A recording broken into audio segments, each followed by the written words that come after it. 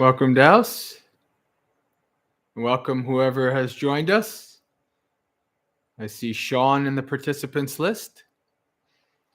As always, we'll give it some minutes to get people to some time to straggle in, and we'll get started. Hello, Sindhu.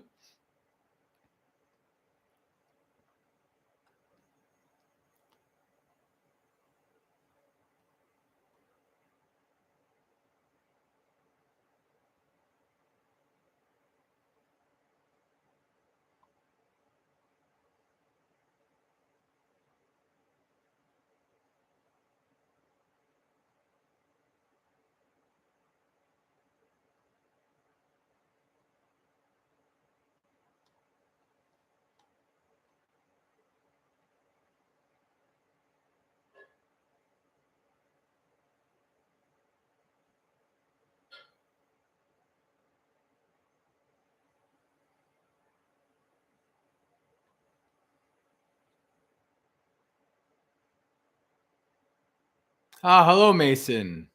Hello, Andrew. Welcome. Gautam and Bella, welcome. John and Audrey.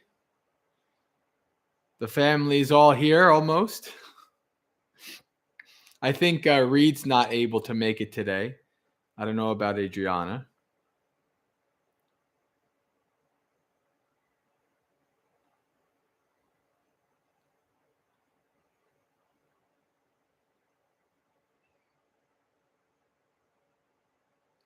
I count 7 people on the participants list, but it says there's only 4 people, not 5 people on the thing.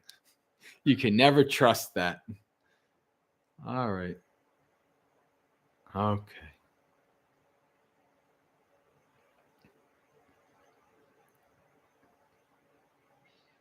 Looks like the poor smiling Buddha behind me is a little blurry, isn't it? Well, I don't know. I have no ability to change that. All right.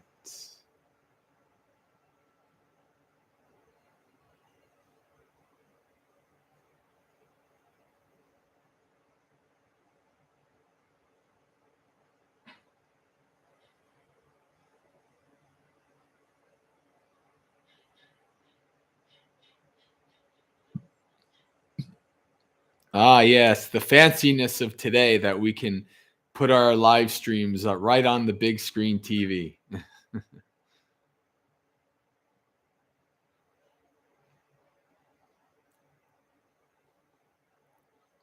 So in a minute or two, we'll get started with our chant. There's the link to the Maggaseka chanting book. We're going to do page 101, Kamada Sutta.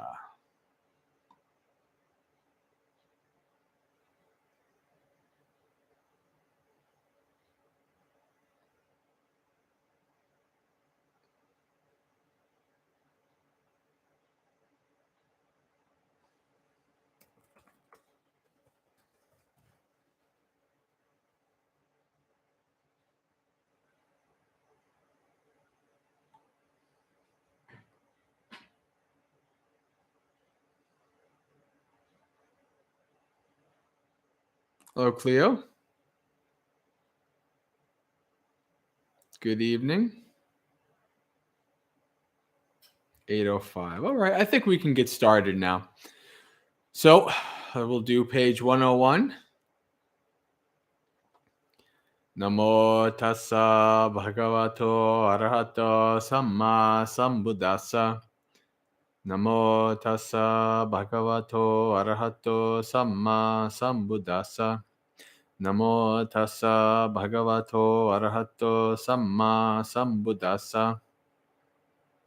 Actually, I have to be back just a second. I forgot to close the door here so that I don't bother the other people staying here. All right. There we go.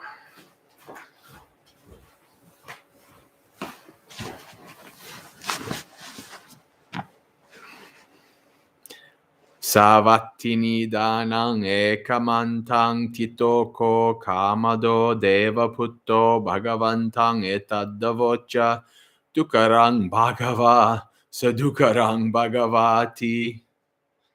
dukarang vapi karonti kamadati bhagava seka sila samahita tittata anagara upetassa tutti hoti sukhavadati dulabha bhagava yadidang tutti ti dulabhang vapi labhanti kamadati bhagava chitta vupasame rata yesang diva charato cha bhavanaya rato manoti dusamahadang bhagava yadidang chittanti dusamahadang vapi samadahanti kamadati bhagava indriyupasame rata te chetva machuno jalang arya gachanti kamadati duggamo bhagava visamo maggoti duggame visame vapi arya gachanti kamada arya anarya visame magge papatanti avangsira ariyanang samo maggo ariyahi visame samati. English with Kamada. At Savatthi, standing to one side, the god Kamada said to the Buddha, "It's too hard, Blessed One. It's just too hard." "They do it even though it's hard," said the Buddha to Kamada, the stable trainee with ethics and immersion. "For one who has entered the homeless life, contentment brings happiness. Such contentment, Blessed One, is hard to find." "They find it even though it's hard," said the Buddha to Kamada. "Those who love peace of mind, whose minds love to meditate day and night. But it's hard, Blessed One, to immerse this mind in Samadhi." "They become immersed in Samadhi even though it's hard," said the Buddha to Kamada.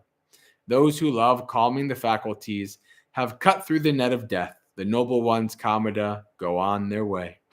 "But this path, Blessed One, is rough and hard to travel." "Though it's rough and hard to travel, the noble ones, Kamada, go on their way. The ignoble fall headfirst on a rough path, but the path of the noble ones is smooth, for the noble ones are smooth amid the rough." Sadhu, sadhu, sadhu. This is one of my favorite little suttas where we come to the Buddha and we complain how hard the path is. And the Buddha says, well, they do it even though it's hard. Don't complain. It's hard. The path is hard. Just do it. So if you brought your complaints to the Buddha, he'll say, they do it anyway. So get to work.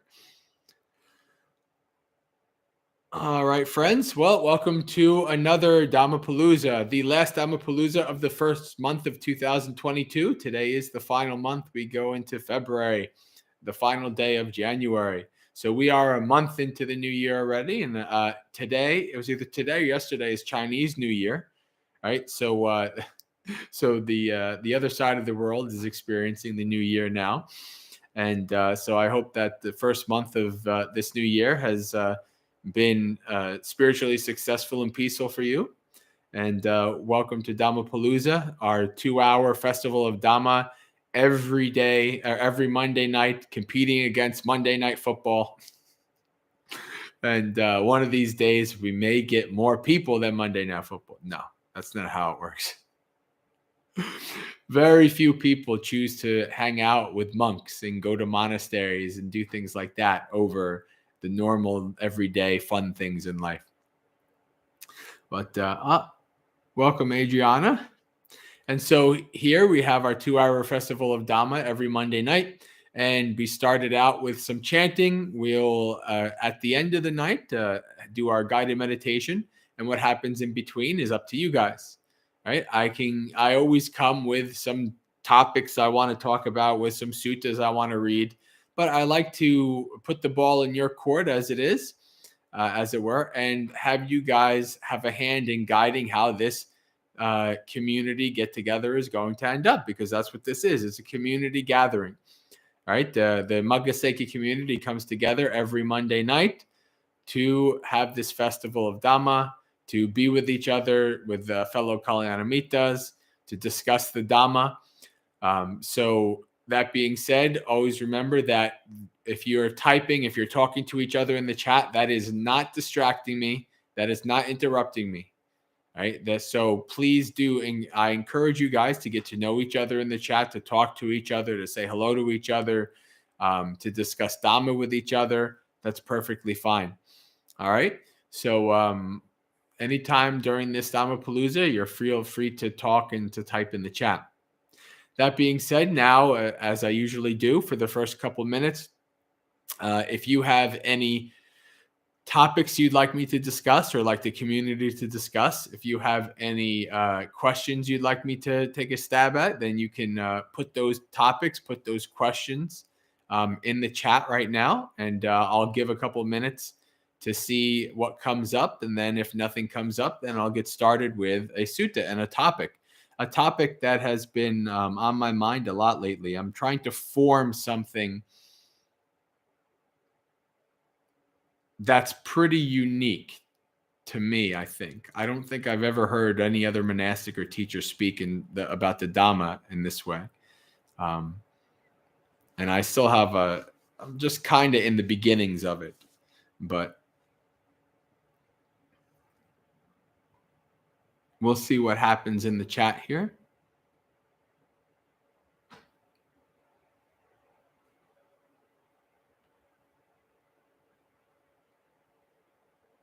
I hope everybody's having a good evening or morning or next day, depending on where you are in the world, because we do have our friends from all over the world that join us. I don't see any of our Oceania contingent.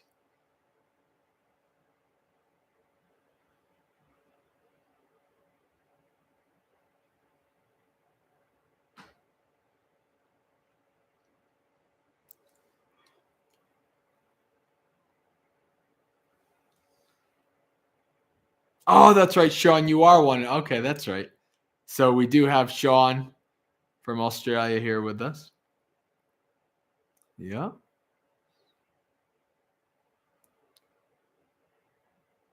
Gray is from New Zealand. And we have another person. There's another Aussie or Aussie. Who is it? Dow says, new insight being processed. Those are the best. Well, it's not new. It's actually in the suttas. It's something that the Buddha. Hello, Risa. Welcome. It's something that the Buddha. The Buddha literally calls the Noble Eightfold Path this. He calls this path this thing.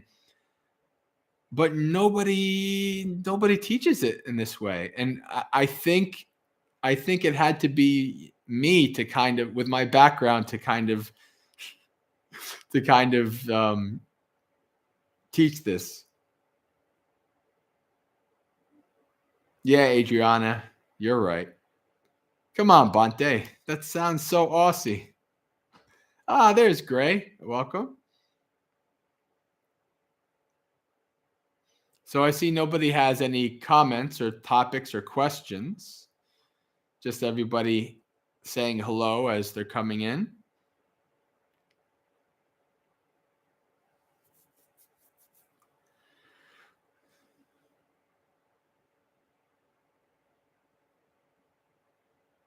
Oh, I did miss it.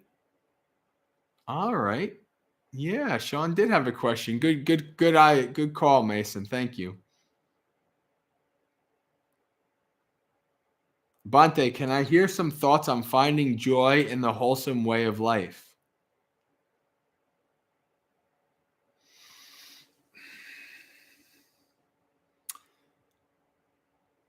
It depends on what you're looking for, right? If you follow the path and you develop the path, you meditate and such things like this, and you practice living virtuously, then the kind of the peace that comes with that is actually like very, very nourishing, very, very like, I mean, I remember the days where I used to love going to, raves and like, getting my glow sticks on, all these kind of things. I loved it. I was a heavy metal dude. I played, heavy metal guitar and all that stuff. So I was into like some really kind of like noisy things. And, and then towards the end, right before I became a monk, I have an acoustic guitar and I'm playing like John Denver and I'm into like very chill, peaceful things. And I don't need to go out anymore. I mean, I gave up alcohol many years before. I think when did I gave up alcohol? When I'm 43, I became a Buddhist when I was 30, 29, 30. So, right. So it just became kind of nice and peaceful and something preferred to just kind of live in this very skillful, peaceful way, right? Not have to be running after things and trying to, find things outside and things like that. So it was very, it depends. It has to do with like seeing the benefit in the wholesome way of life, right? If you don't see the benefit of it, then you're not going to be content with it. You're going to be very anxious, very like, oh man, I want to go out. I want to do this. I want to go drink it. I want to do the, all these kind of things. But it, you start to see the benefit of it as you practice over time. Right.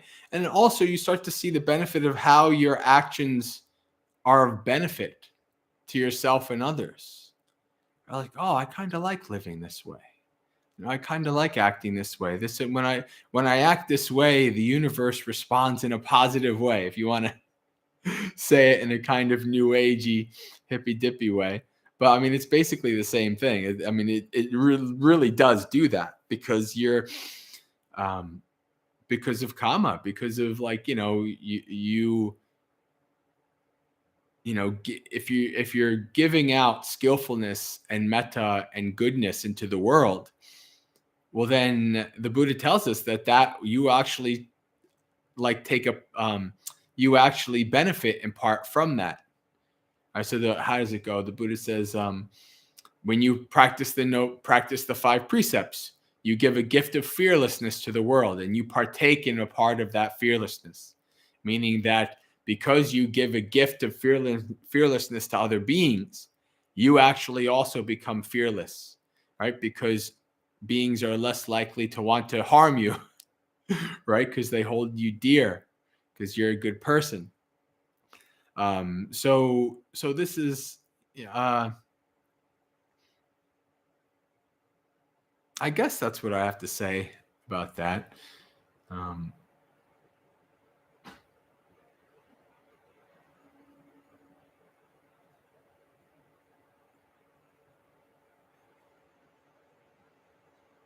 And so the joy comes from contentment. The joy comes from doing things that make you feel good, that are actually good and skillful, right? You're not doing something just to please, the senses or please some drive, evolutionary drive that's in your body. You're actually doing something that has long-lasting benefits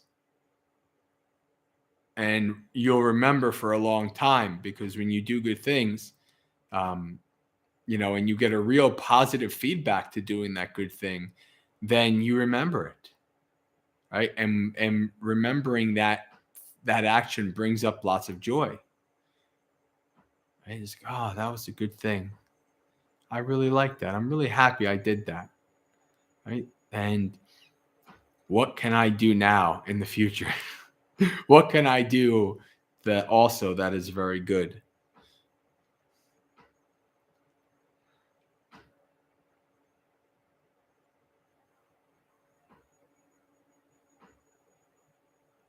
So if you like, there's this one quote. I don't know if it's Dhammapada. I don't think it's Dhammapada. It might be, or it could be in the Samyutta Nikaya. But it's like, For the good to do what is good is easy. For the good to do what is bad is hard. For the bad to do what is bad is easy. For the bad to do what is good is hard. Right? So, depending on your proclivities, taking joy in like a peaceful, calm, wholesome lifestyle, you won't find any joy in that.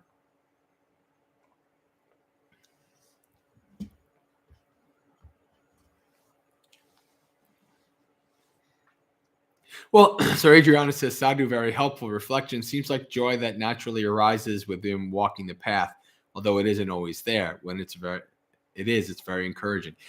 So there's like the day to day. So like, I've been walking this path now. Well, like I said, I've been a Buddhist 13, 14 years, and I've been a meditator like 17, close to 17, right? And during that time, there's like this, it's ups and downs, right? And so there's happiness and joy and suffering and, like that. But throughout it, there's been, at least after a certain point, once I reach a certain point in my practice, it's just basically been like, I'm happy to just be here doing what I'm doing. Like, even as a monk, like, it's like my monk's life has been kind of like this. Or mostly it's been kind of like this, and a little bit now it's starting to come back up. But still, just being a monk or just still following the path has always been a joyful thing. It's never been something like, even in my lowest points during this path, never been something like, well, I don't want to do this anymore. Right? I'm going to permanently end this. It's one thing to go away from it from a while, a week, a month, or whatever, and then you come back. But it just like, it's a general overall feeling of, well, this is a good thing, and I have benefited very much from this, and I've moved and I have progressed down a good spiritual path from this, and no matter how hard it is, this is my path, right? Ajahn Chah has the line,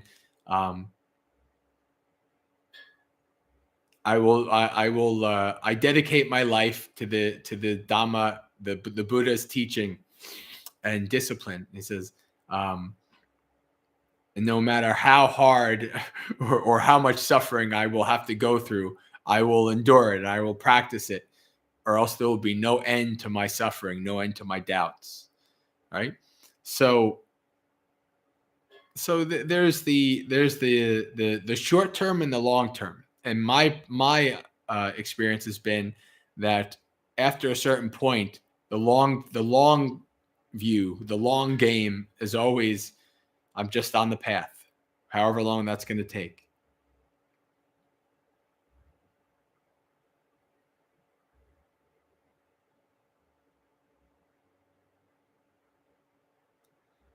So then reaching a more contented state with the practice isn't a bad thing.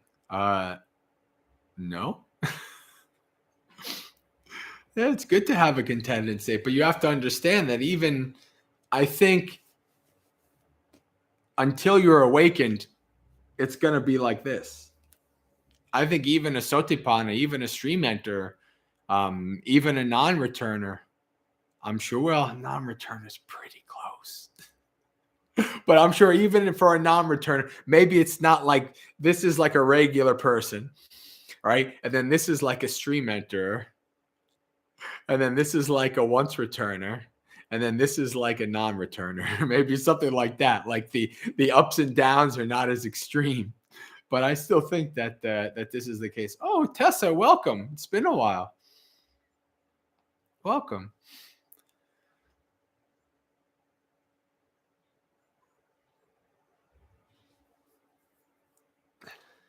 Dallas has got to be relaxed, Adriana. Like those shirts from the 80s that it just says relax on it. All right.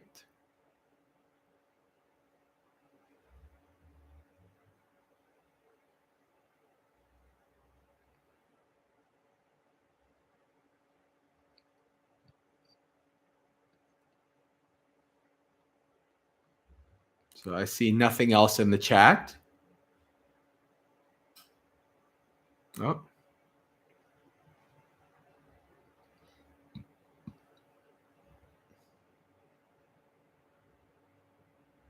Okay.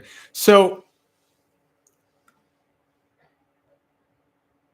oh, geez, Dallas, you're killing me with these questions. Oh, man. What is the difference between mindfulness, concentration, and awareness? The problems with these things, like when somebody asks a question like this, and they do, the problem is that a lot of, especially like these lay teachers and the kind of either Vipassana, secular, kind of even a lot of Buddhist teachers, the problem is they use these words and they're detached from any kind of source. They're detached from like the Pali words, right? So like somebody will say like, what's the difference between mindfulness, concentration, and awareness? Well, there's no Pali word really for awareness per se, right? So what's the difference? What is awareness, right? And so you have to do a lot of unpacking for that. That is a big question, but it confuses people because different teachers will use different buzzwords and it's like, well, what is this? What is that? What is this? Dal says, here's a fun one. Yeah, it's a fun one for him because he knew he's like, oh, let me throw a bomb at Bante and see what happens. Oh boy. So where do you want to go? Mindfulness and concentration, that's easy. That's Sati and Samadhi. Jose, did you say hello and you're leaving us already? Or are you just saying good evening? I don't know. Well, welcome, Jose, for however long you're here. But so let's put aside mindfulness and concentration for now. Hello, Lakeisha. Welcome. Let's talk about this word awareness. And what I would say is the best Pali word to talk about awareness is vijnana, is consciousness, right? Consciousness is literally, if you're unconscious, you're not aware of things, right? So consciousness has to be there for you to have contact, right? For your senses to have contact with something external, right? Consciousness has to be there for you to be aware that something is happening. And so that's where I would put awareness. Right? Now you have Sati. Sati is the word that's often translated as, in English, as mindfulness. And that is an aspect of Sati, but there's also an aspect of remembering or recalling. Right? So Sati is all about remembering to be mindful. Right? Remembering to pay attention to what is going on in your mind and body, right? Remembering to bring your awareness, to put your consciousness on what is happening, right? Sati is about that kind of ability to focus. And then you have the word Sampajanya, right? Sampajanya. Hello, Reed. Hello, Diane. Welcome. So Sampajanya is clear comprehension. You could even, if you really wanted to say, you could also say Sampajanya could be considered awareness. But see, this is what I don't like, all these words that are used, because they're not tethered to something that is important, right? So Sati is that basic mindful focusing. Sampajanya is clearly understanding what you're looking at, clearly understanding what is happening, right? These two go together. Right? And you can do that. You can do that, and no matter what you're doing, as long as you're conscious, as long as you're aware, you can apply Sati Sampajanya to whatever experience you're having.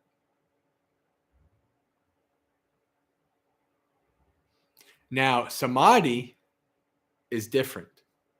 Samadhi is the mind becoming, what would you call it? What's the ekayana? The mind is becoming like focused on one thing and one thing only, right? Your object of meditation, the breath, right? And so to develop Samadhi, you're focusing on the breath. And that's all you're doing. And what happens while you do that is your mind starts to naturally become more calm, more peace, more tranquil, right? And so you become so unified is another English word. There's a lot of English words for this, right? Unified on that object. And that brings you to deep states of stillness, deep states of concentration, deep states of tranquility of mind. Right? And within those deep states, especially if you go like to the deep jhanas, like the fourth jhana, then one-pointed, yeah, good. That's another way of translating it.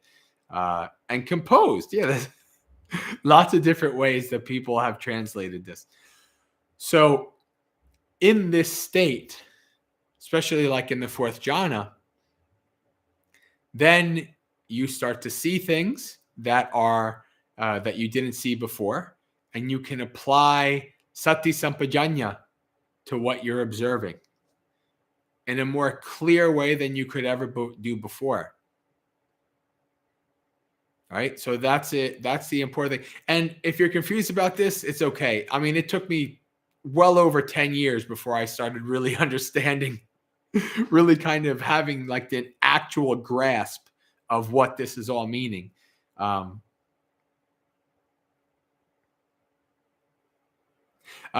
Reed says, this is a good question. Samadhi can be states of composure that fall short of the jhana, right? Or Samadhi explicitly one of the jhanas? No, Samadhi, jhanas are part of Samadhi. Jhanas are the pinnacle of Samadhi. So you can be in Samadhi. Now, again, this is a confusing word because, especially like the Thai forest, they'll talk about Samadhi, Samadhi, Samadhi, Samadhi, Samadhi all the time. And it's like, well, what the heck? And it's used in such a broad way that well, what is this? Well, Samadhi is from the mind being unified and from deep states of calm and tranquility. And then all the way at the pinnacle is the fourth jhana. So Samadhi is like the broad term, and the jhanas are within that state of Samadhi.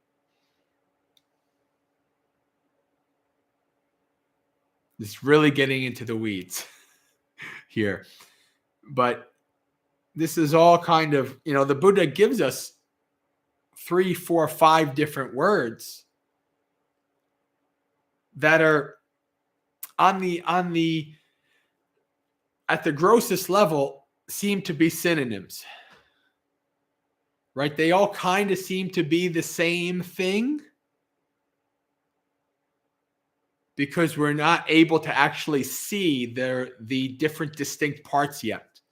You have to be able to see in a much more subtle way to start to really see the distinct parts. And I'm not even going to claim that I can see as subtle to really see them all. I've had glimpses of them all, right? I've had glimpses.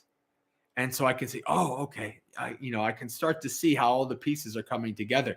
But you have to be able to be pretty deep to really clearly see, that's this, that's Sati, Sampajanya, Yoniso Manasikara, all these. Oh, okay, I see. All right, the Buddha was breaking this down and telling us these factors. But you have to be able to get to that point to see them for yourself, to understand, because until that point, it's all just one thing.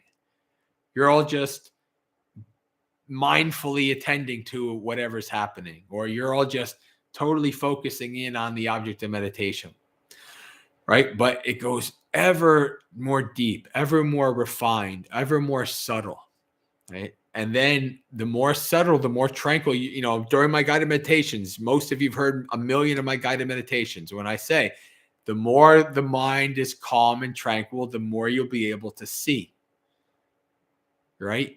When you start out, you can only pay attention to the breath coming in and out.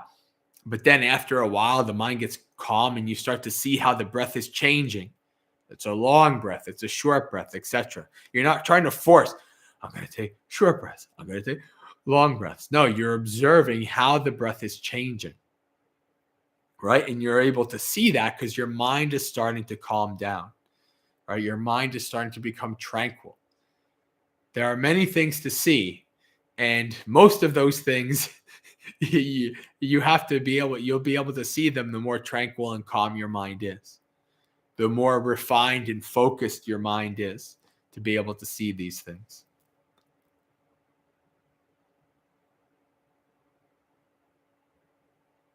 Welcome, Steve, friend from across the pond in the UK.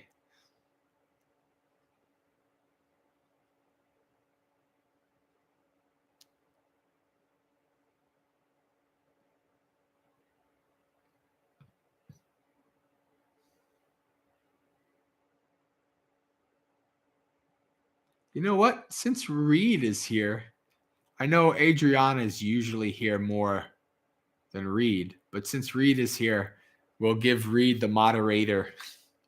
Since Adriana has been the lone Dhammapalooza moderator, but Reed can also be moderator on the channel. We almost never have anything really interesting happen in the channel. What was it? 2 Dhammapaloozas ago, we had the Hitler guy. Or was it 3 Dhammapaloozas ago where we had the spammer, the first Dhammapalooza spammer in 2 years. But usually there's no need to do any mod powers.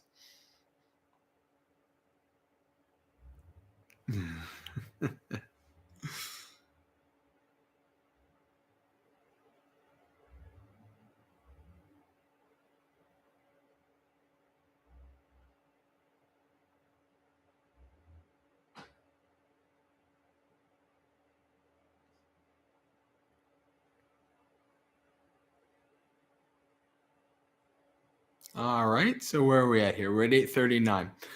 So let me talk about what I've been what I've been building in my mind is actually leading up to a talk and then a retreat. And like Adriana and Reed and stuff, this won't be a surprise to you. The people who have been around, you've heard me mention these things, and you've heard me even talk a little bit about it. But I've been really kind of thinking about the concept of meaning and how we're derived meaning.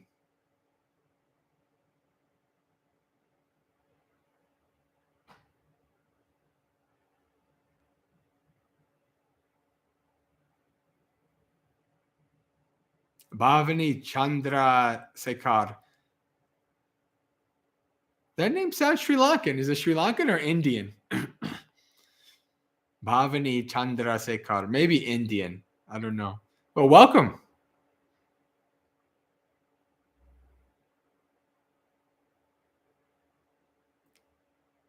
You're using the Sanskrit, so maybe you're Indian, not Sri Lankan. Sometimes Indian. All right. Well, welcome.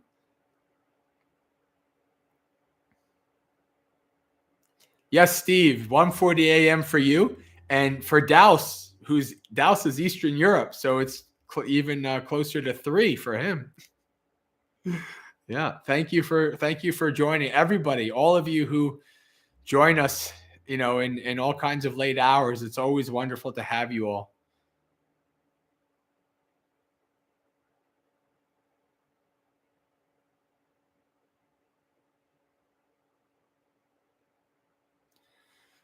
when practicing samadhi, do I develop only concentration, but also panya regarding the meditation object? If you're practicing mindfulness of breathing, then you are developing panya as wisdom, insight. So when you're practicing mindfulness of breathing, you have inbuilt there that the understanding that you are developing you're developing the mind state of vipassana. You're developing the mind state to see the three characteristics of existence, to see deeply, to understand, to see things as they are. Yatta bhuta jnana dasana, to see things as they are, not as you want them to be, but to see things as they are. And so you could just develop concentration and go nowhere, right? That's what the Buddha learned these teachings from his teachers before he became awakened, but they didn't bring him to awakening. It was Sati, Sampajanya. It was Jnanadasa, Yatabhuta Jnanadasana, to see things as they are. That is the Buddha's gift to the world. Right? Samadhi was the many thousands of people practice and develop the highest reaches of samadhi before the Buddha. But the Buddha took that extra step to be able to develop the mind state of vipassana, to see anicca, impermanence, to see dukkha, that clinging to something is causing us suffering, to see anatta, that this is not self, right? That extra step was the step that was needed to become awakened.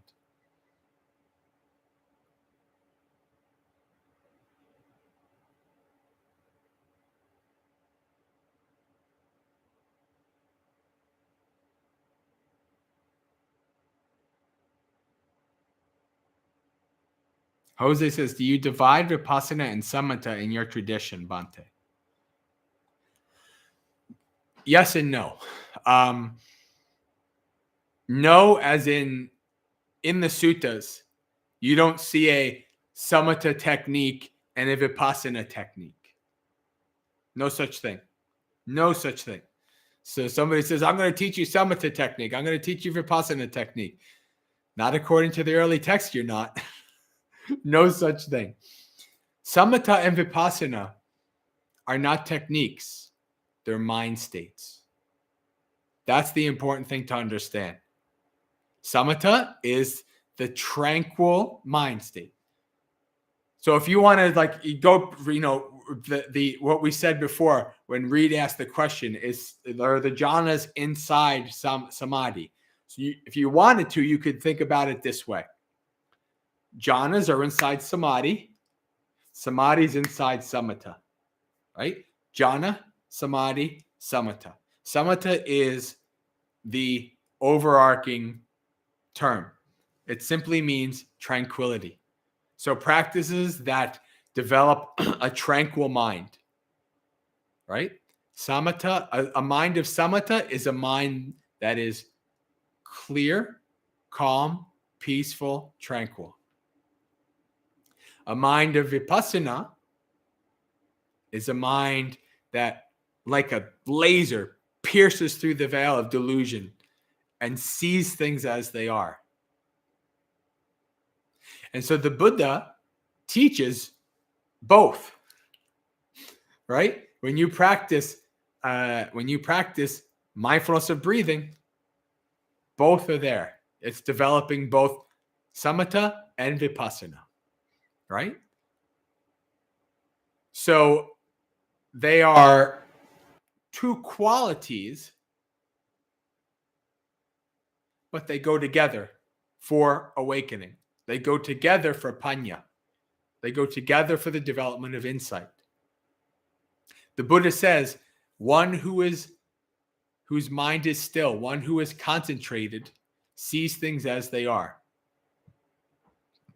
So the Buddha wants us to use this platform of samatha practices, get into those jhanas, so then you can develop that mind state Vipassana and break through your defilements, break through your delusion, become free. Right? That's the purpose. The purpose of practicing for jhanas, for the purpose of practicing to develop a tranquil, peaceful mind, is not to just bliss out. Yeah, that's nice. Oh, this is feeling cool. This is nice. No. As a matter of fact, if you become a jhana master, you can be like, oh, it's Monday. I'm kind of tired. I don't want to live this life for the next week. I'm just going to go into jhanas. And you just go and you go into jhanas, and then Monday turns to Tuesday, turns to Wednesday, turns to Thursday, turns to Friday, turns to Saturday, turns to Sunday. And you come out and you're like, whoa, cool. I just chilled in the jhanas for a whole week. Right? And this is possible. It says in the suttas, you can just go into jhanas and just be gone for a week. Right? Your body, Ajahn Brahm talks about it. It's like he tells a story about somebody who like you can't tell if they're breathing, and they called the police and all these kind of things, right? Because they went into these deep states. And so you can do that. And the Buddha mastered that, right? So you go into that awesome mastered jhana state, that samadhi state. You come out. Well, what's still there? What haven't you gotten rid of? Right? So you're feeling depressed. You go and you drink a lot of alcohol. The next day, besides a hangover, what's still there? Anybody have an answer?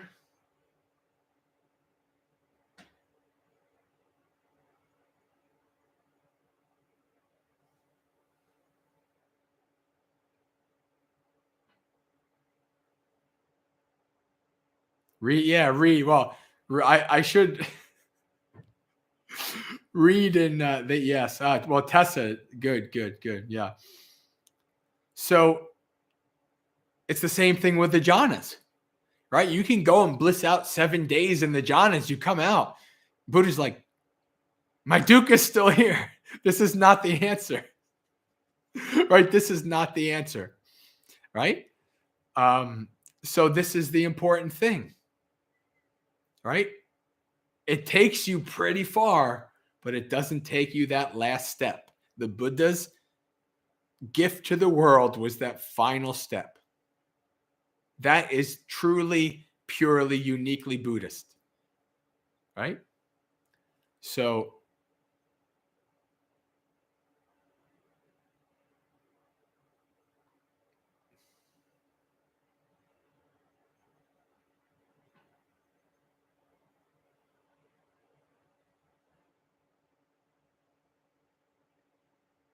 just checking the chat here.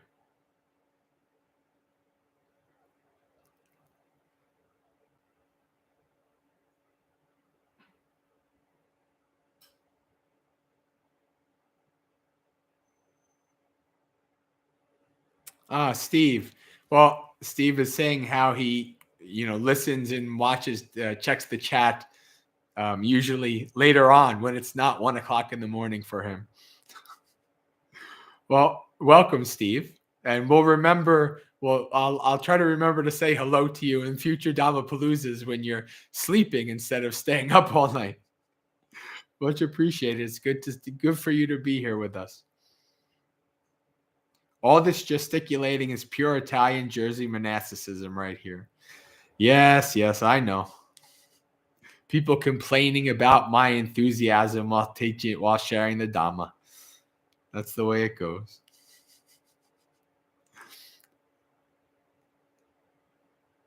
All right. So Adriana did have a question. So why is this not the case with metta or recollection of the Buddha, for example? I often hear Anapana is complete practice, but those like these, not so much.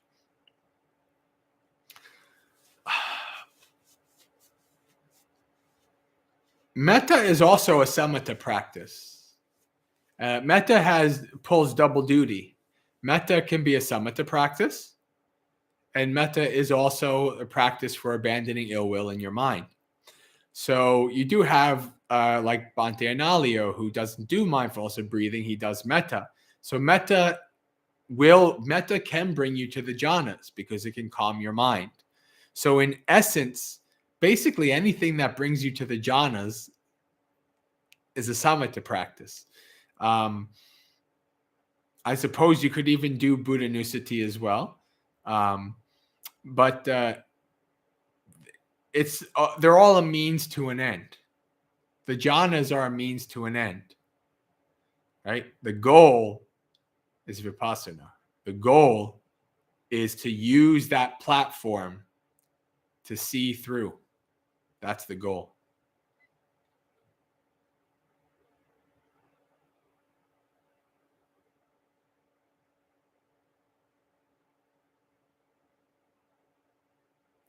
Adriana says, yeah, Bhante, I love your energy and enthusiasm to the point that I'm usually so energized after and can't sleep.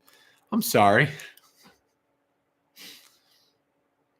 I do have to admit, I am a bit in a zone the last couple of days. Like I feel a really powerful Dhamma coming through me. So yeah, I think I'm in a kind of like, like if you want to think of like bipolar, I think I'm in a high in a high and an upper. So I feel like even like so it's hard to kind of control it. Yeah.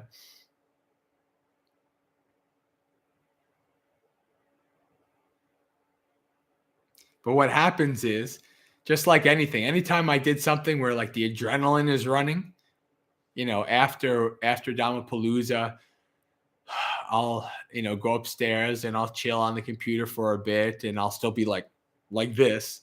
And then the adrenaline drops and I'll just crash. I crash pretty hard after energetic Dhamma sharing, for sure.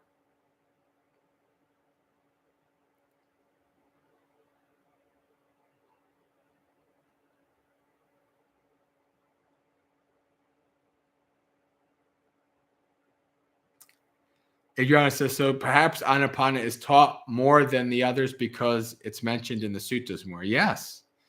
Well, yes. No, well, Sean, I was talking not, the crash was not that. I was talking the bipolar high in terms of like a general mood that I've been in for 3-4 days or so. Yeah. Yeah. No, the crash is just like, because what happens is when I share Dhamma, I kind of like, I'm like a conduit. I like open myself up and just like, it just all just flows out and it's like controlling a lot of energy.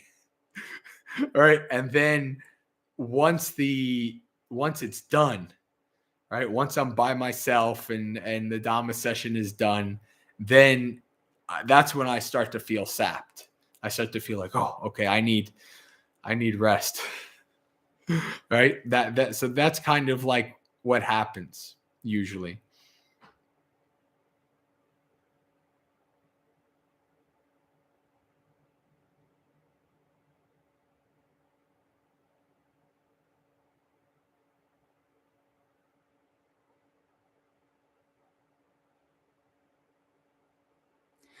Sean says, I've been feeling really pulled to practice lately. Well, as well, hopefully it's going around. Yeah.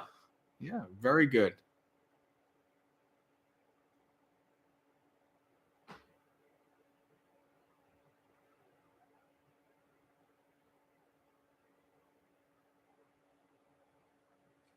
All right. This is an interesting thing, right? Like maybe the topic of the Dhammapalooza today is Samatha and Vipassana, right?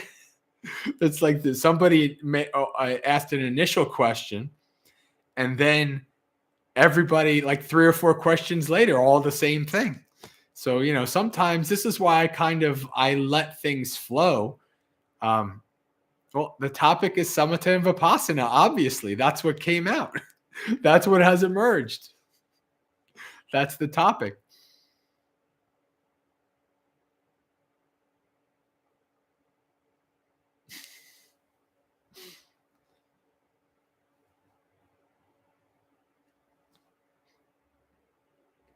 It was a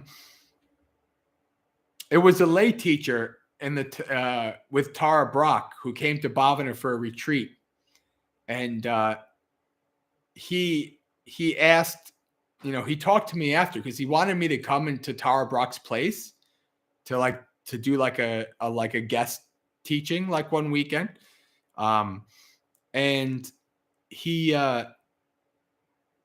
we were talking about Dhamma, giving Dhamma talks and things like that. And he says, well, I do this thing. I trust in emergence. And basically what he was explaining is how Ajahn Chah says for people, how people should teach the Dhamma. They should have like the Dhamma that's in them come out. And, I was at the point at that point where I felt comfortable enough to start giving talks with like a lot less notes and things, because I was thrown into giving talks. Like I was a Samanera like a month, and I'm giving talks at a Bhavana retreat, right? So I didn't have, I knew, but I didn't have the confidence of like, I wanted to be able to give a really thorough Bhavana style talk. So I would have all kinds of notes, right? It would take, like, for me to give a talk at a retreat, I will have prepared maybe 15 hours in the early days, right? I would want to give like a really thorough Bhante G style, Bhante Silananda style Dhamma talk, because that's what people deserved when they came to Bhavana, right? That's what I got. And now this poor schmo, Samanera Jayasara has to give these poor people a talk. And so like, I really, it's like, okay, I really have to study. I really have to put my thoughts together, all these things. And so I put a lot of work into these talks. And then so the talks were maybe 4 or 5 or 6 pages of material, right? And then it became like 1 or 2 pages of a mind map. And then it became a smaller mind map where a whole 10 minutes of talking, I just needed 1 word, right? And then it became, well, I can just talk for hours off the top of my head, right? So I was kind of like in the middle of that process, and I felt like this was actually correct. Like I had filled my mind with all of this Dhamma, and from here on in, the rest of the time was trusting in emergence. And what started happening was, I would have a basic outline for the talks, but what started happening was that I started realizing that as soon as a talk would start, I would get into this mode, and it would simply just be Dhamma coming out. And each time I gave a talk on a similar topic, it would be a little different. And there was a couple times where I would watch myself talking, and I would say something, and I would say, holy moly, that's awesome. I never thought about that before, right? I'm talking. I am saying something, and I am being surprised and having an insight as to what I'm saying. That was an amazing experience. Like, whoa, that's amazing. I never thought about that before. What's coming out of my own mouth, right? And so what I realized was like the Dhamma is like all of the things that I learned are coming out in different ways depending on the causes and conditions of the talk. And it was really powerful for me to realize that, like, whoa, I learned. And you know what? Robert says there's a time that the one monk got enlightened from his own Dhamma talk in the suttas. I don't doubt it. Because also, I'm just going to talk about a sutta. There's a sutta where the Buddha gives a Dhamma talk. And then he goes to Sariputta. He says, Sariputta, have you heard this teaching before? And Sariputta says, no, Bhante. And the Buddha says, neither have I. Right? So you see it right in the suttas, this concept of having the Dhamma flow. It's like the Force in Star Wars. Let the Force flow through you. Let the Dhamma flow through you. Right? I like that Bhante sounds like a much more impactful way to share. It is a more impactful way to share if you have the Dhamma inside you, if you have the teachings inside you. That's the thing. That's what I realized. Because I studied, because I had the teachings and the framework of the suttas inside me, then I could trust. It took me a while to trust that. It took me a while to be like, oh, okay, it's inside me. Now, I mean, I'm still learning. I'm still to this day, I'm still learning and developing and stuff like that.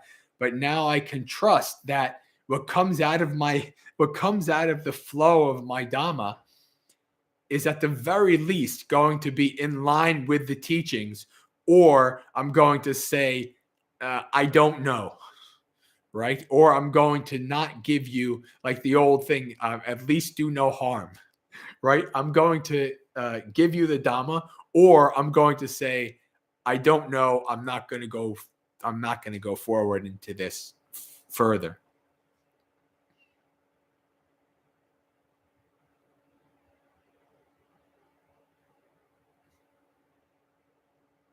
But yeah, like when there's a new topic. So this is what I'm talking about. We kind of went off on an aside. This concept, this topic of a talk and of a retreat that I'm developing is something that takes like months because it's a more refined topic. Dow says, let's see what this mind will cook. Basically, yeah. And so, good night, Tessa. Thanks for joining us. Much appreciated. So the topic is encapsulated in 2 words. The Buddha calls this Noble Eightfold Path, that calls this path, the whole path to awakening. He calls it, and again, Reed, Adrianus, many of you will have heard me talk about this. He calls it the Arya Pariyesana. Arya means quest. Pariyesana means Arya means noble. Pariyesana means quest or search. So the Buddha is tapping into the inbuilt desire for some meaning, right? The Buddha is giving us he's like, do you want meaning in your life? Here's this noble quest. As a matter of fact, it's the greatest noble quest. It's the highest, the most noble quest that any being can undertake. The most noble quest, the quest for nibbana, the quest for awakening, right? And of course, me as a fantasy nerd, I've done many thousands of quests in my life in various video games and things like that. And, I've read about quests, and of course, it goes back to like King Arthur and the quest for the Holy Grail, and, reading about the knights going on the quest and all these kind of things, the medieval stuff. And so I was like, oh yeah, of course it's a quest, because it, many of you know, like I had, I've had my experiences with depression, and I had a therapist for 4 years, and the therapist, who became a very close friend of mine to this day, when I told him, he knew, he saw my journey into Buddhism and things like that. And when I told him I wanted to be I'm going to be a monk, when I really told him, like, okay, I'm really leaving, he's like, all those years ago when you said that you thought you wanted to be a monk, I knew you would do it. Because he said that he saw this change in me, this determination, he basically, and he's a very modest person. He's a highly qualified, one of the most highly qualified therapists and clinical psychologists in all of my state, of all of New Jersey. He's a very highly qualified guy. But he basically says that Buddhism is what cured me. And in many ways, he's right. Right? The meaning that I got on beginning my noble quest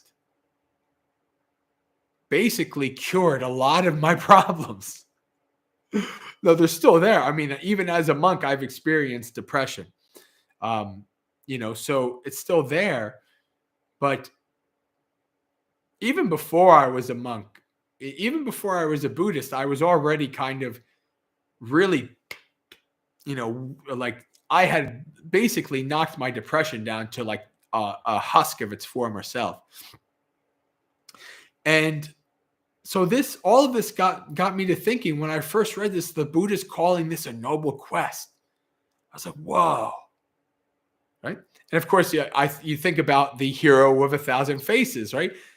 Which is the hero's journey. Have you all heard about the hero's journey? You know this, this hypothesis from Joseph Campbell that basically is showing that all of the stories of humanity follow the same structure, right? Follow the same structure of the hero going out and going through these trials and tribulations and coming back to the world with new knowledge. And you read the book, A Hero with 1,000 Faces, and I wonder, guess who is one of the most prominent stories throughout the whole book? Anybody have a guess? Whose story, whose journey is most prominent in this story, in this book? Have a good night, Reed. Good to see you on.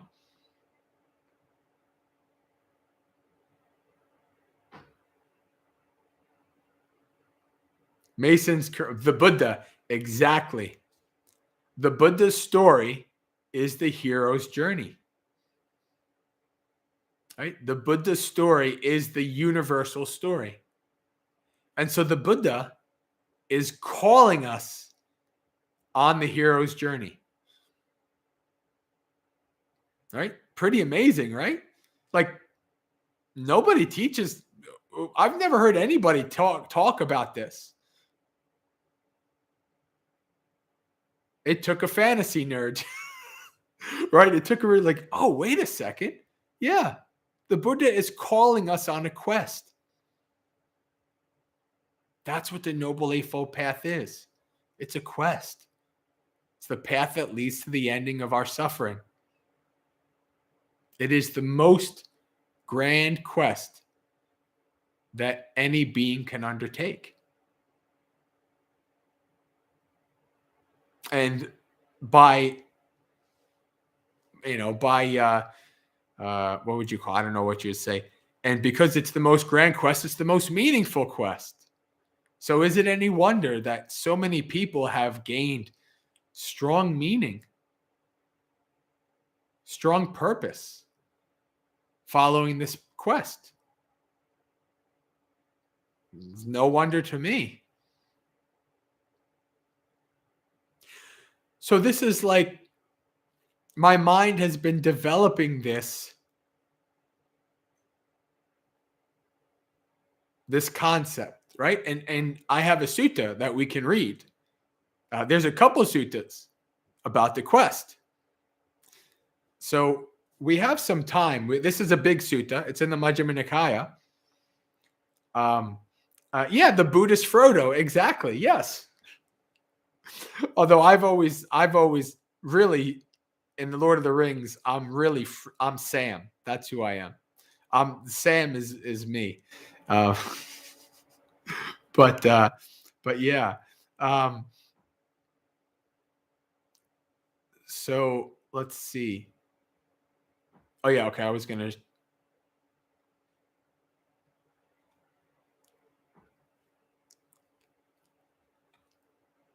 So here's the sutta in the Majjhima Nikaya. What's the name of this sutta? Steve. Many hours playing not only Skyrim, but all of the Elder Scrolls games going back to the beginning. Many hours, untold thousands of hours in Elder Scrolls 1, 2, 3, 4, 5. Yes. And many, many other role-playing games and MMORPGs and all those kind of games. Many hours, many quests. But you see, the name of this is what? The Noble Search. The Noble Quest. Right? And so here are the Buddha.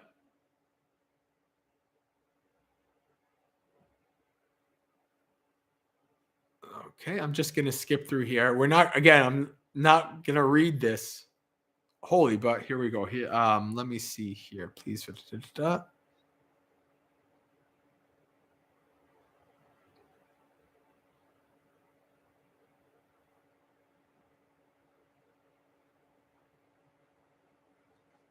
Mendicants, there are these two searches, these two quests, the noble quest and the ignoble quest. What is the ignoble quest? It's when somebody who is themselves liable to be reborn seeks what is also liable to be reborn. And so he goes through, in themselves liable to grow old, seeks what is liable to grow old. Right? Seeks what is in the world. Seeks what is liable, seeks what is impermanent, unsatisfactory, and soulless. Right? It's when somebody is seeking what is conditioned. That is the ignoble quest. So what is the noble quest? It is when somebody who themselves is liable to be reborn, understanding the drawbacks of being liable to be reborn, seeks the unborn supreme sanctuary, extinguishment. The noble quest is when somebody seeks nibbana, nirvana, when somebody seeks the end of samsara, when somebody seeks the ultimate freedom. That is the noble quest. Themselves liable to grow old, fall sick, die, sorrow, and become corrupted, understanding the drawbacks in these things, they seek the unaging, the unailing, the undying, the sorrowless, uncorrupted, supreme sanctuary, extinguishment. This is the noble search.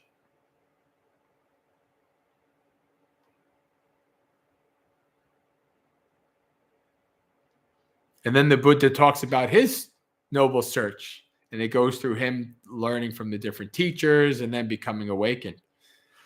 Right? And so there's a couple different suttas. That's just the biggest one.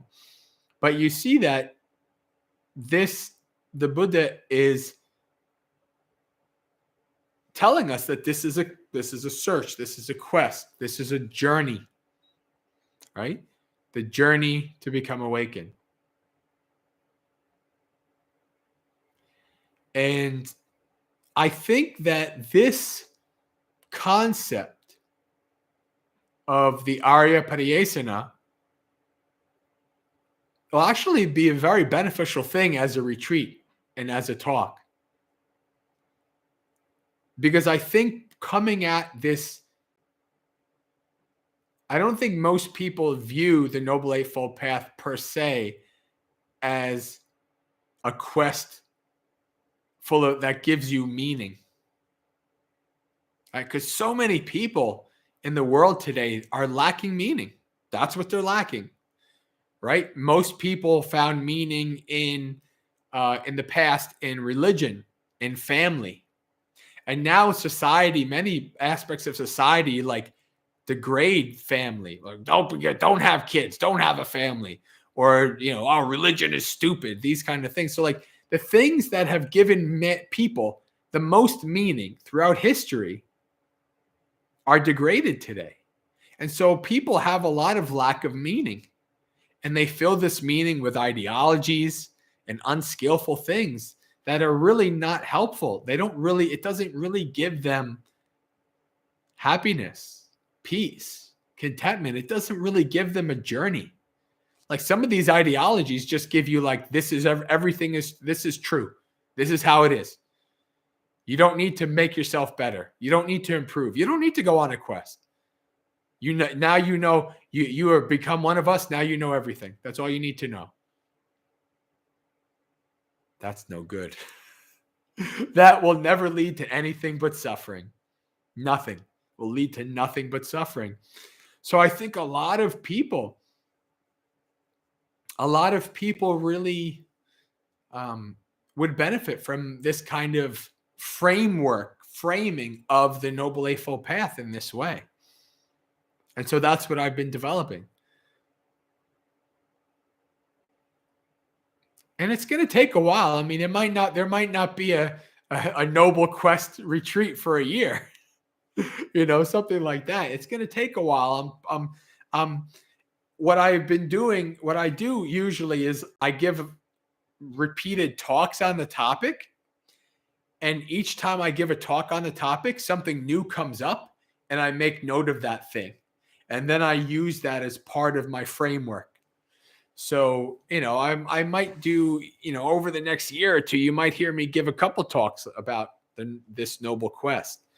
And I have to really become more aware of all the different places in the suttas where the Buddha talks about the Noble Quest to really get the Buddha's framework for this thing. But Gandalf the Grey's next rebirth was Gandalf the White. Exactly. Right? The old Gandalf had to die for the new Gandalf to come.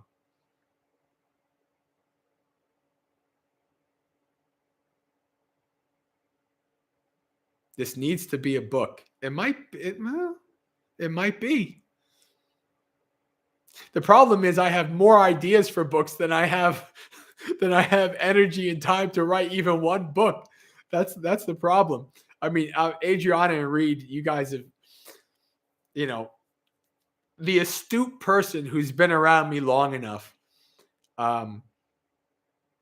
notices that I have lots of ideas for good things to do, and I never end up doing half of them. I'm trying to be better that way. I'm trying to really be better. That's why I recorded 2 Ask Abantes today, right? Because I've been wanting to get back to Ask Abantes and things like that. Poor Cleo, why do you... Oh, okay, there we go. I was going to say, why do you keep retracting? I see what you type, and then it gets retracted. You're not saying anything bad. But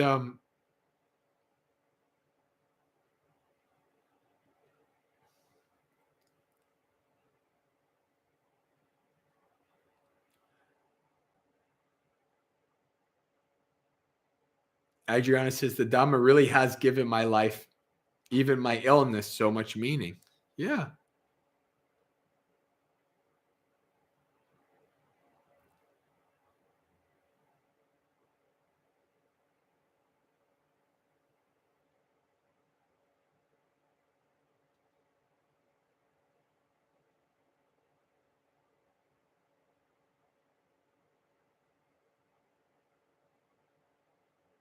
The Buddha's Guide to Samsara. Yeah.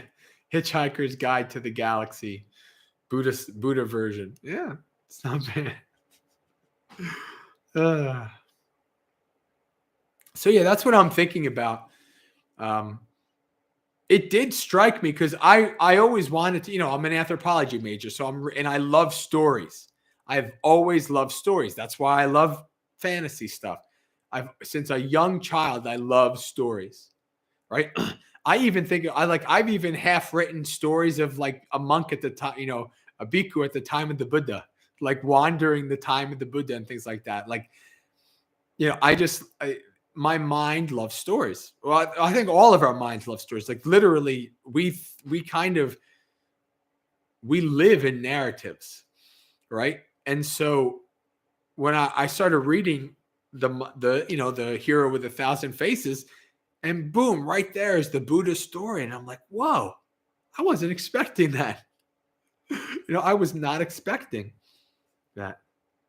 Yeah, Bhante Sujato has written a few Buddhist fiction books. Yeah. Yeah. I think there needs to be more, because I love, one of my favorite types of books is what they call historical fiction. Like I used to read a book series of based in ancient Rome, of this guy who was kind of like a investigator, a questioner, right? So you had like all of this ancient Roman history with a fictional character, right? So like I love that kind of stuff. So being able to like read and like to be immersed in the time of the Buddha is just something my mind naturally does. Like my mind just like goes like, man, maybe in like 20 years somebody will make like a virtual program. I'll be able to put on a thing, and then I'll be able to sit and listen to a talk of the Buddha, like something like that. Like my mind jumps to that stuff, because that's what my mind is naturally inclined to story and to worlds and these kind of things. And so I think that's why this kind of noble quest, noble search really popped out at me. And I think it's something kind of unique I can bring to the Buddhist world in a way, right? Because it's like you got to think about it in terms of books. Like Bhante J will write another book about mindfulness. Everybody and their mother's written a book about mindfulness, right? Like, why am I going to write another book about mindfulness, right? So what kind of niche things have not really been written about? Right. And so that's like the different things, like the book ideas that I have, stuff like that. And so this would be a good idea for a book for sure.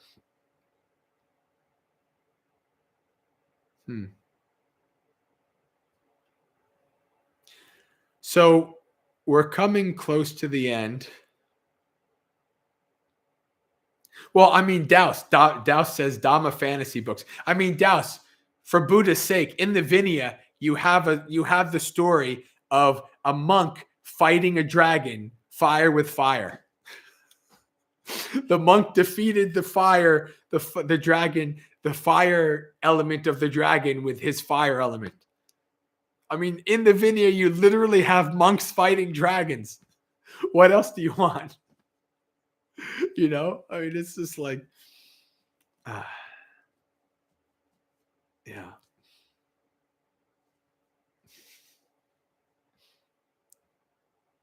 Yes, that's in the Vinaya. A monk fights a dragon, a naga. Yeah. And he defeats the naga with the fire element. He fought fire with fire, and he won. Yeah.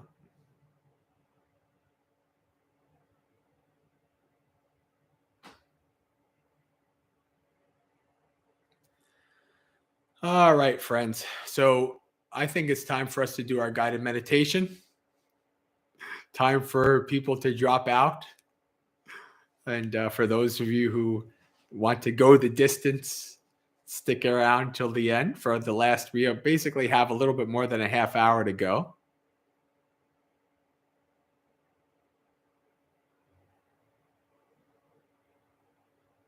Good night, Des. Good night, my friend.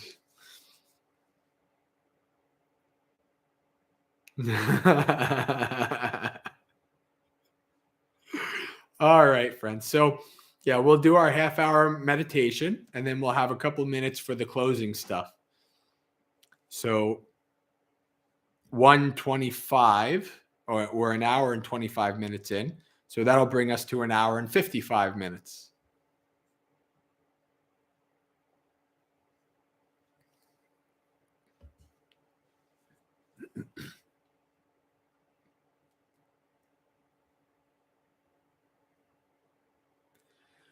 All right, friends. So start by positioning your body in a stable and comfortable position. A position that encourages good posture, not slouchy bad posture that leads to pains. And we'll start scanning through the body briefly, from the toes up to the head. Bring your awareness, your focus to the toes. Try to come into contact with whatever sensation arises.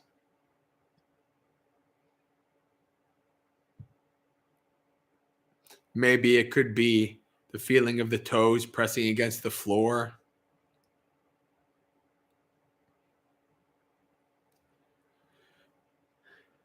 Maybe you need to wiggle your toes.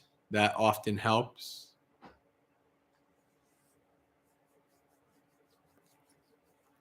Or you can prompt yourself by asking, what do I see? What do I feel?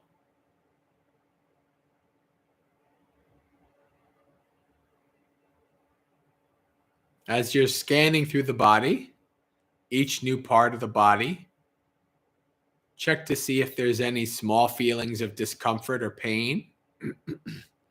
And also check to see how that body part is affecting your posture.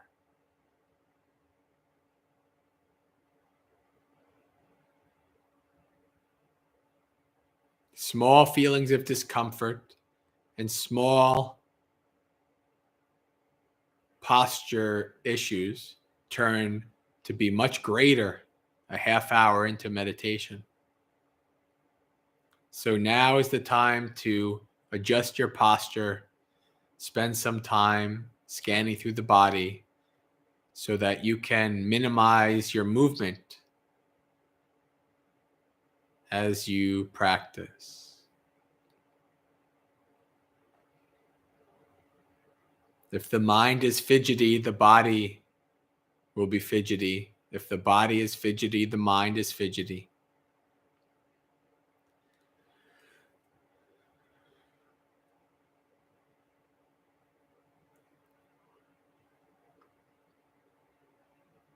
Bring your awareness through the feet to the ankles,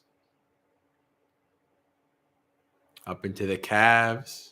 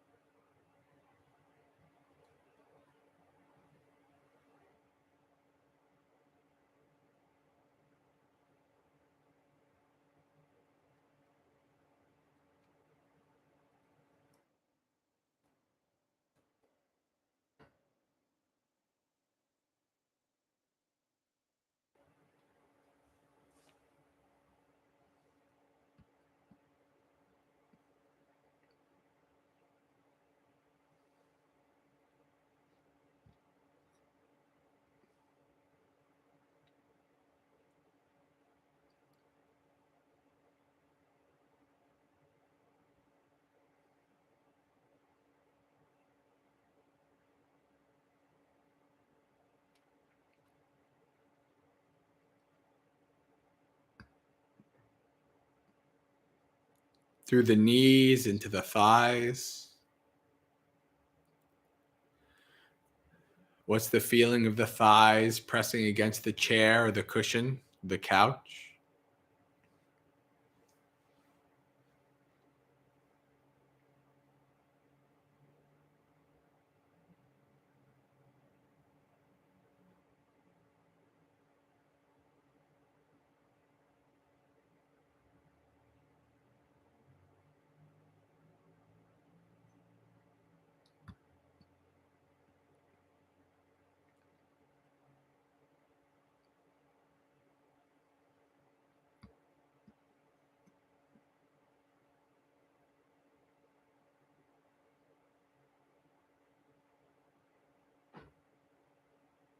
up through the pelvis and hips.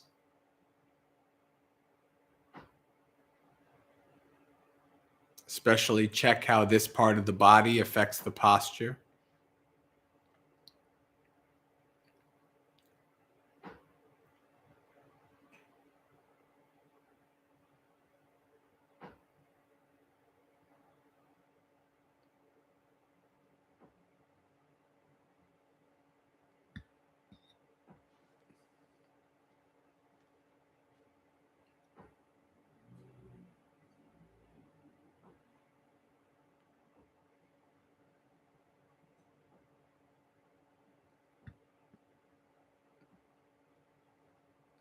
Bringing our awareness up through the abdomen, the chest.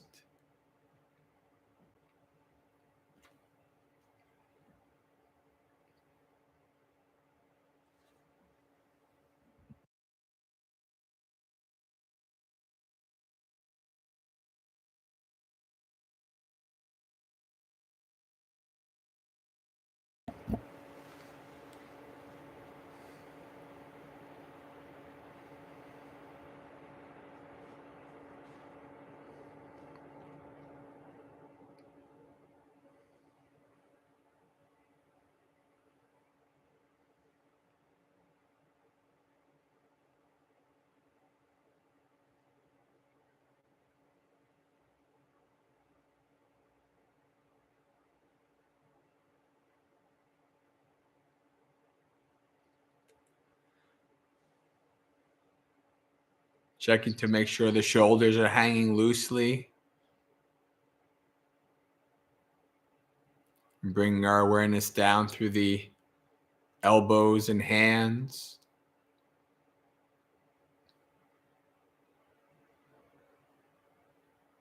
Checking to see how the posture, the position of the elbows and hands affects the posture.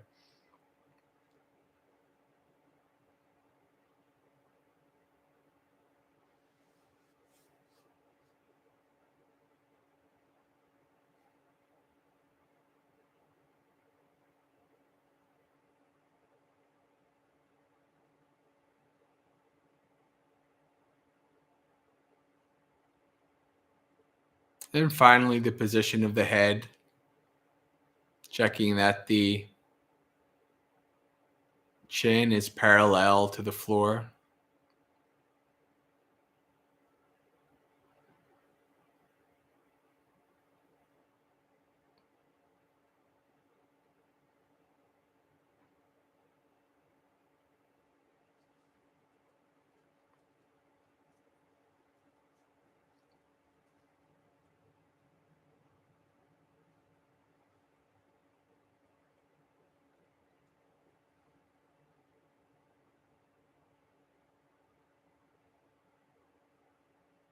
When you're done setting up your body in a comfortable and stable position, supportive of a good posture, then let the body go and take 3 deep breaths.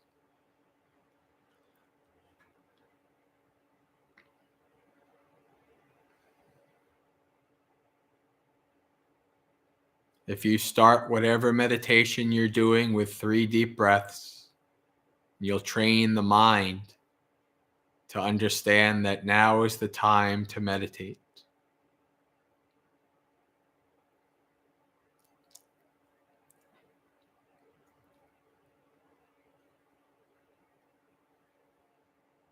Once you've taken your breaths, let go of the breath.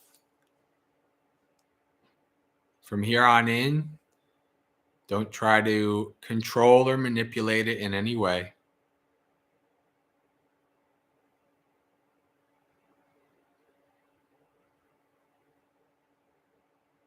Remember that it's not your job to control the breath. The body has been doing it and will do it. Doesn't need you. Your job is to simply observe and watch as this body breathes in and this body breathes out.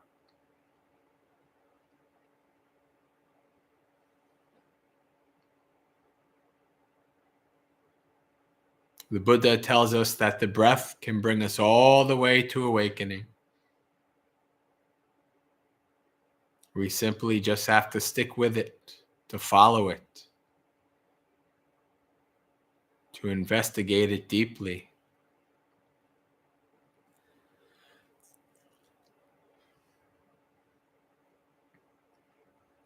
Bhante G tells us that if the breath is boring, you're doing it wrong.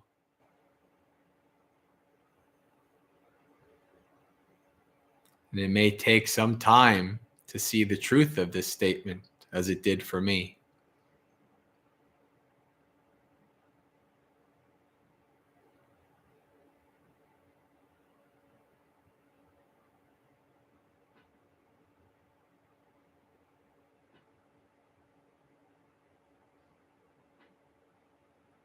You may find most prominently the feeling of air going in and out of the nostrils. You can place your awareness there. Or you may find that it's hard to do that.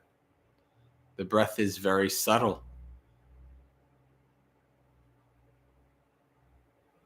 You may find more prominently the rise and fall of the chest. You can place your awareness there. Or you can simply abide with the basic knowledge and understanding that the body is breathing in, the body's breathing out.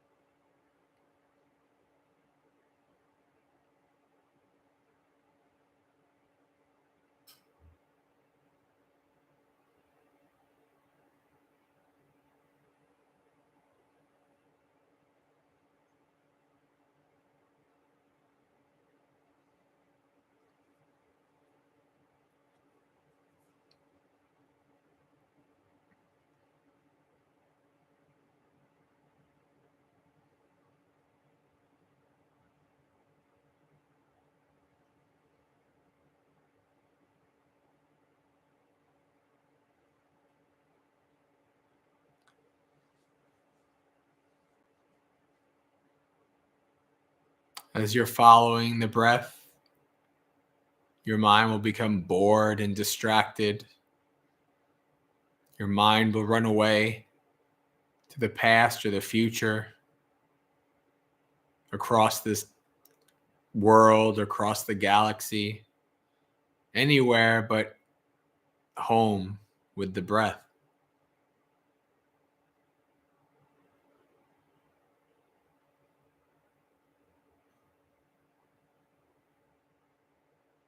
Or a distraction from the outside will come, like a sound.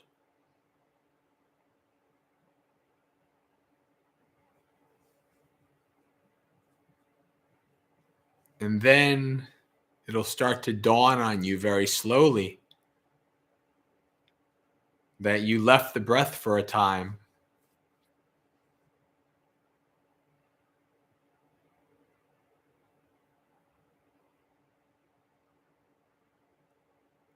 Once you start to realize you've been distracted away, marshal your mindfulness. Come fully back to full awareness of what is happening. Acknowledge that you've been distracted away.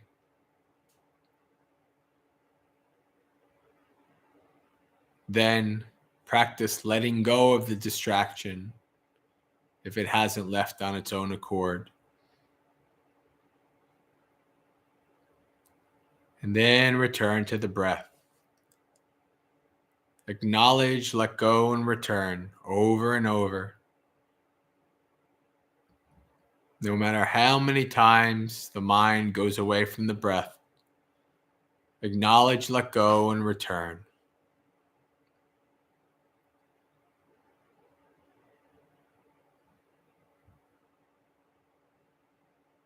Getting distracted and then coming back to the breath is the practice at this stage.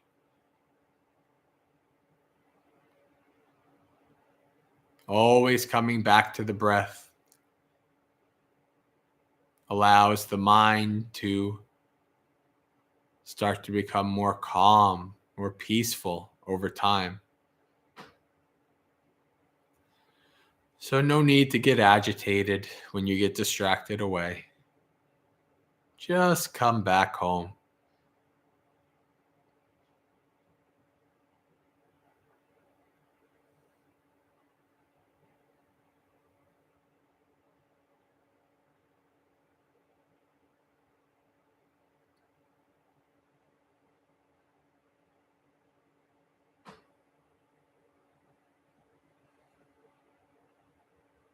Try not to get agitated and push away the distraction, or to get excited and grasp onto it.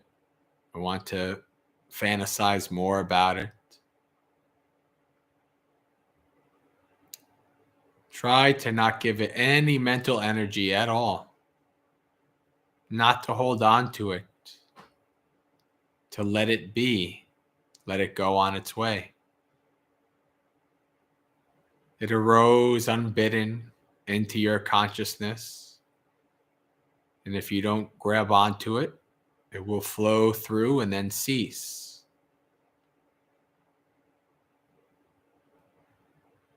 You can reach a point where a whole stream of consciousness is just moving right past your awareness.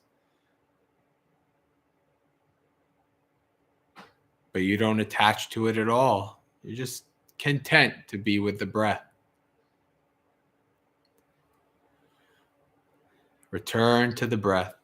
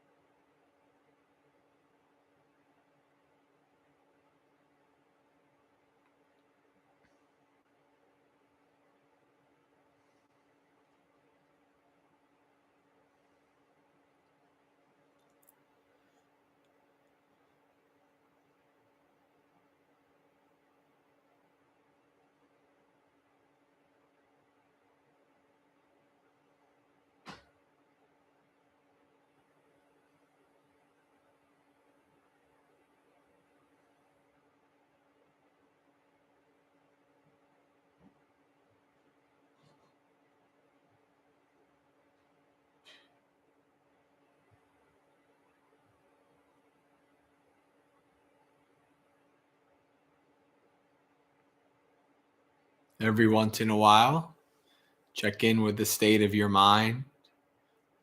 Is your mind becoming more peaceful and tranquil or not? As your mind becomes more peaceful and tranquil, you may begin to see further, more subtle characteristics of the breath. Sometimes the breath is long and deep, sometimes short and shallow.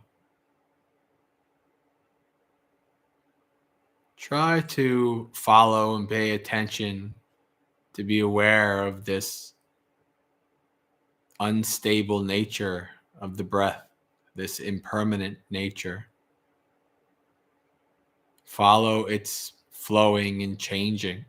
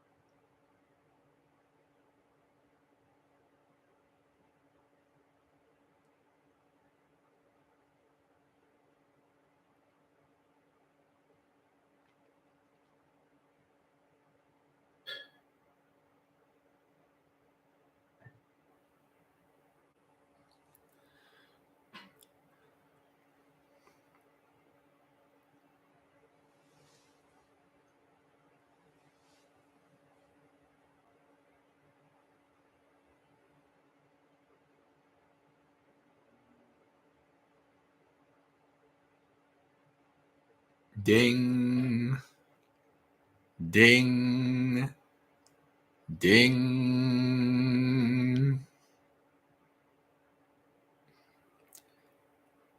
Slowly start to open your eyes. Become fully aware of the external, the room around you, the live stream, and your Dhamma friends in the chat.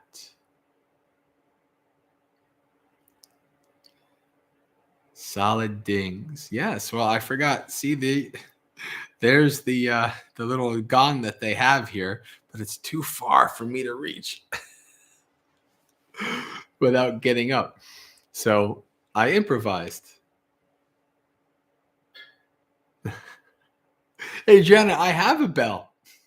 I just didn't bring it with me because I figured I think they had a bell, and they do. It's an interesting bell. It's not quite exactly what's normal. Like you have to we have like a pen, or I like last time I used a screwdriver. Ding! It actually makes quite a nice sound with that thing there, the screwdriver. But yeah, that's that. So, friends, we come to the end. Let's do announcements, and then we'll end with sharing of merit. So, Dhammapalooza every Monday, same time, same place. Yes, improvise, adapt, and overcome.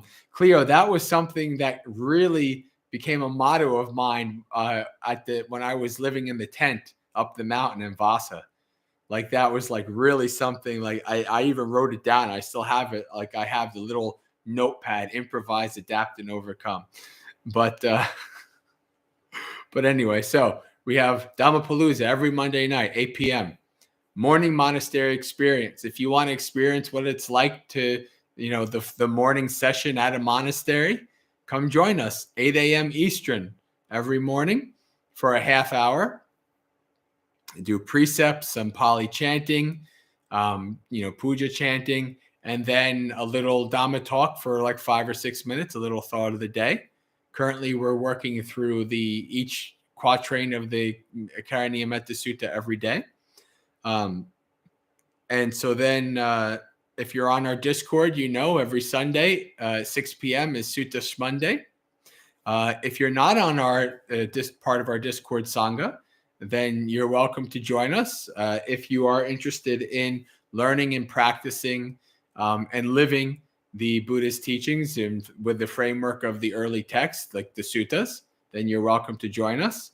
Adriana has posted an email link to email to, if you'd like to, you can ask for an invite.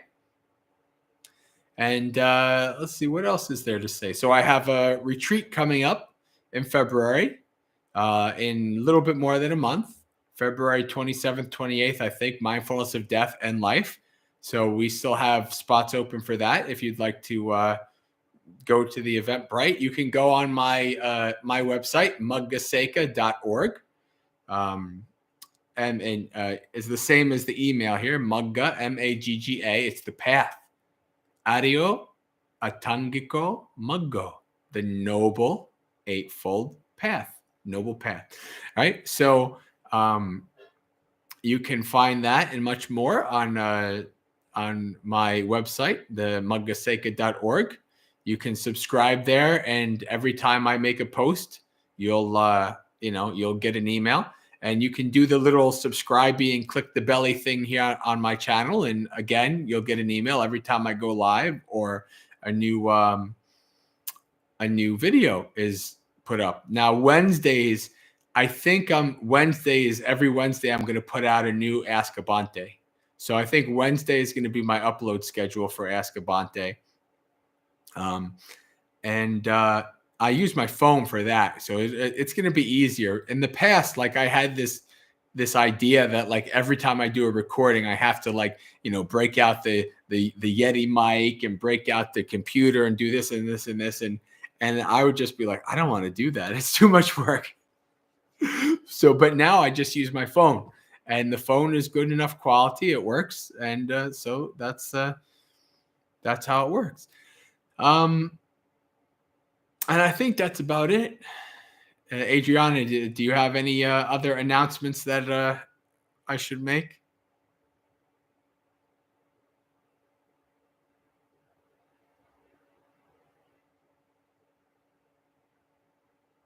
Steve made it the whole way. Yes. Well, I'll have to remember to say hello to you, Steve, in future Dhammapaloozas. I might forget your name, but I remember, hey, the guy from England. So thank you for staying with us. Much appreciated.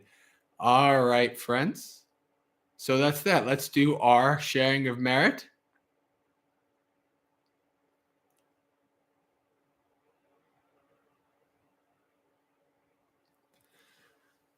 Dukkha patta chani dukkha, bhaya patta chani bhaya, soka patta chani soka, hontu sabbe pipaniyo, ettavata cha mehi, sampadang punya sampadang, sabbe deva anumodantu, sabba sampatti siddhya, akasata chabumata, deva naga mahiddaka, punyang tang anumoditva, charang rakantu sasanang.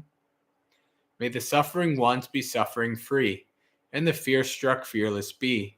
May the grieving shed all grief, and may all beings find relief. May all beings share in this merit of ours.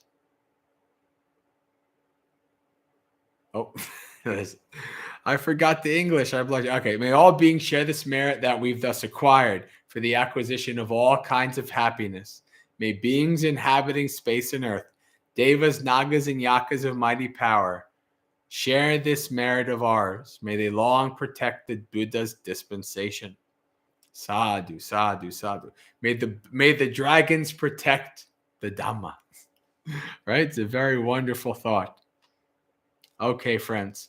Until next time, Sukhi Hotu, may you be happy. Practice well and be well. May you have a spiritually successful and peaceful week. And hope to see you in our community and on our community events, the Magga Seka live streams and all these things. I hope to see you again. Until next time, friends.